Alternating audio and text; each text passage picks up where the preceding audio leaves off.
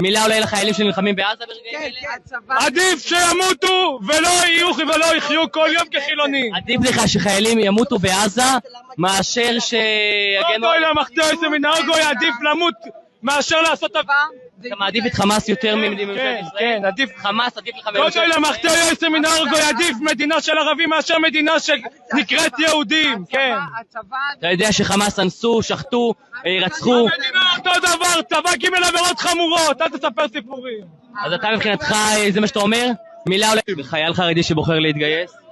יש לי 19 ילדים, יש לי קרוב ל-200 נכדים.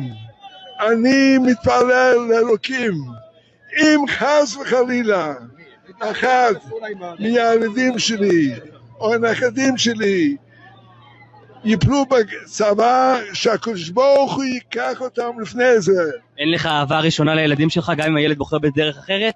יש לי אהבה, אני אומר כל יום שמע ישראל, ואני אומר ואהבת את אדוני אלוהיך